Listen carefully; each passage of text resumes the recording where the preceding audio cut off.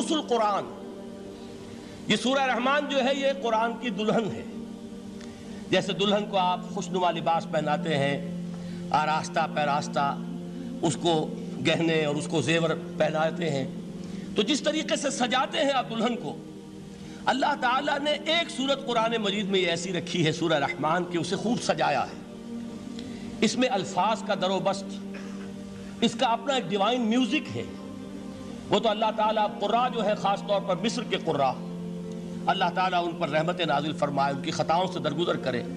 جس طرح قرآن کے انٹرنسک میوزک کو انہوں نے واضح کیا ہے، واقعہ یہ ہے کہ اگر یہ لوگ نہ ہوتے، شیخ عبد الباسط محمد عبد الصمد، شیخ محمود خلیل الحصری، یہ لوگ کہ جنہوں نے قرآن کے اس غنا میوزک، یہ لفظ جو ہے آپ حیران نہ ہو کہ میں یہ کوئی شاید توہین کر رہا ہوں قرآن کی، حضور نے یہ لفظ استعمال کیا ہے، تغنو، اس قرآن کو اچھی سے اچھی خوشلحانی کے ساتھ پڑھو۔ من لم یتغن بالقرآن فلیس منا، جو قرآن کو بہتر سے بہتر انداز میں، اچھی سے اچھی آواز میں، خوشلحانی کے ساتھ پڑھنے کی کوشش نہیں کرتا، وہ ہم میں سے نہیں ہے۔ بلکہ ایک مرتبہ حضور رات کے وقت آپ گشت پر تھے اپنے ساتھیوں کے حالات معلوم کرنے کے لیے۔ حضرت ابو موسیٰ اشعری رضی اللہ تعالیٰ عنہ ایک صحابی ہیں، ان کے گھر کے پاس سے گزر ہوا، وہ رات کو تہجد پڑھ رہے تھے، کھڑے ہوئے کیف کے عالم میں قرآن تلاوت کر رہے ہیں۔ حضور کو بہت پسند آئی ان کی قرات، کافی دیر تک وہاں کھڑے سنتے رہے۔ اب انہیں کیا پتا کون سن رہا ہے، بالکل اسی طرح سمجھ لیجئے ایک بات یاد آئی ہے، حضور فرماتے ہیں کہ جس طرح کان لگا کر اللہ قرآن کو سنتا ہے کسی چیز کو نہیں سنتا۔ ہمیں نظر نہیں آتا نا، ہمیں معلوم نہیں، ہم قرآن پڑھ رہے ہیں تو سننے والا کون ہے؟ سب سے زیادہ کان لگا کر خود اللہ۔ یہاں اس لیے مجھے یاد آیا کہ ابو موسیٰ اشعری کو کیا پتا تھا کہ کون سن رہا ہے؟ وہ اپنی کیفیت میں نماز میں تہجد میں قرآن کی تلاوت کر رہے تھے، اور ظاہر بات ہے ان کے گھر ایکڑوں میں بنے ہوئے نہیں تھے، ایک ایک کمرہ، ایک ایک کوئی حجرہ، ایسے ہی تو گھر تھے نا صحابہ کے، لہذا حضور پاس سے گزرے، آواز آئی، کافی دیر سنتے رہے۔ اس کے بعد آپ تشریف لے گئے، صبح فجر میں ملاقات ہوئی تو حضور نے تحسین کے انداز میں فرمایا، یا ابا موسیٰ انک قد اوتیت مزمارا من مزامیر آل داؤد، اے ابو موسیٰ تمہیں تو آل داؤد کے سازوں میں سے ایک ساز اللہ نے عطا فرما دیا ہے۔ جس طرح حضرت داؤد، لہن داؤدی مشہور ہے کہ جب وہ پچھلے پہر رات کو حمد کے ترانے الاپتے تھے، قرآن میں ہے کہ پرندے شامل ہو جاتے تھے ساتھ، اور پہاڑ وجد میں آتے تھے، پہاڑ بھی ان کے ساتھ شریک ہوتے تھے۔ تو جس طرح کا اللہ نے ان کو لہن عطا فرمایا تھا، حضور نے تحسین کے انداز میں فرمایا، ہے ابو موسیٰ اشعری اللہ نے تمہیں بھی آل داؤد کے سازوں میں سے ایک ساز عطا فرمایا۔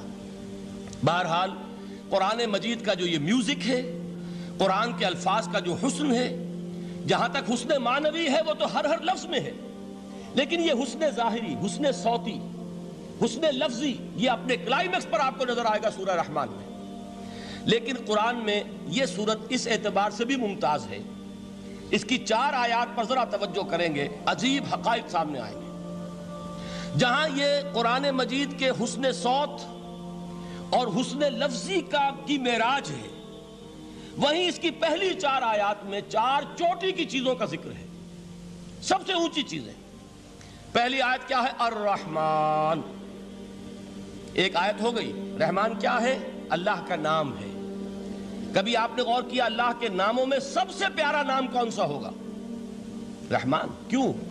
اس کا مادہ کیا ہے؟ رحمت۔ ہمیں سب سے بڑھ کر جس چیز کی ضرورت ہے وہ کیا ہے؟ رحمت خداوندی۔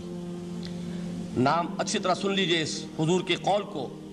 حضور فرماتے کوئی شخص جنت میں مجرد اپنے عمل کی بنیاد پر داخل نہیں ہو سکے گا جب تک کہ رحمت خداوندی دستگیری نہ کرے۔ کسی صحابی نے بڑی ہمت اور جرأت کا ثبوت دیا کہ پوچھ لیا، کیا حضور آپ بھی؟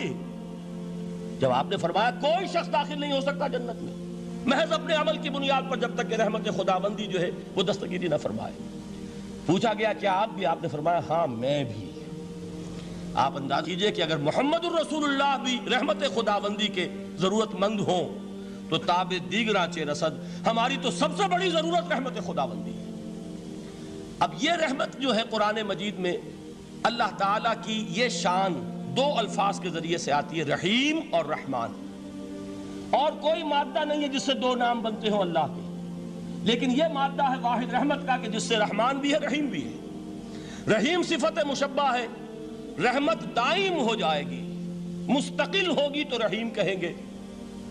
اور رحمان، اس میں رحمت کی ہے وہ شان ہے کہ جیسے ٹھاٹھے مارتا ہوا سمندر ہو، ہیجان کی کیفیت، طوفانی کیفیت، رحمت خداوندی کا طوفانی جوش، وہ ہے رحمان۔ آپ تو رہتے اس علاقے میں ہیں، آپ کو معلوم ہے عرب اگر بھوکا مرا جا رہا ہو تو کیا کہے گا؟ انا جوعان۔ پیاسا مرا جا رہا ہو انا عطشان۔ بہت غضبناک ہوگا غضبان، غضبان آصفہ قرآن میں آیا ہے، بہت غضبناک۔ رحمان، جس کی رحمت جو ہے جوش میں ہے، ٹھاٹھے مارتے ہوئے سمندر کے مانند۔ تو یہ اللہ تعالیٰ کے ناموں میں سب سے پیارا نام۔ اب آگے چلیے، الرحمن علم القرآن، رحمان نے قرآن سکھایا۔ رحمت خداوندی کا سب سے بڑا مظہر، رحمان کی رحمانیت کا سب سے بڑا مظہر قرآن ہے۔ ان میں جو منطقی ربط ہے اس کو سمجھتے جائیے۔ اچھا آپ یہ سوچئے، جو علم بھی انسان کو حاصل ہوا وہ کس نے دیا؟ اللہ نے۔ سائنس کا علم کس نے دیا؟ اللہ نے۔ علم آدم الاسماء کلہا، وہ علم الاسماء جو حضرت آدم کو دے دیا گیا تھا ازل میں، یہ اسی کا ظہور ہے، یہ اسی کی ایکسفولیشن ہے جو ہو رہی ہے اور ہوتی رہے گی ابھی۔ اور دوسرے علم ہے وہ کس نے دی؟ اللہ نے دی۔ لا یحیطون بشیء من علمہ الا بما شاء، مخلوق میں سے کوئی اللہ کے علم میں سے کسی شے کا احاطہ نہیں کر سکتا مگر وہ جتنا اللہ دینا چاہے۔ لیکن یہ کہ تمام علوم میں چوٹی کا علم قرآن۔ نوٹ کرتے جائیے، اب چوٹی کی چیزیں جمع کیجئے۔ اللہ کے ناموں میں چوٹی کا نام رحمان، اللہ نے جو کچھ انسان کو سکھایا اس میں چوٹی کا علم قرآن۔ خلق الانسان، انسان کو پیدا فرمایا۔ سوال یہ کہ حیوانات کو کس نے پیدا فرمایا؟ آسمان کس نے پیدا کیے؟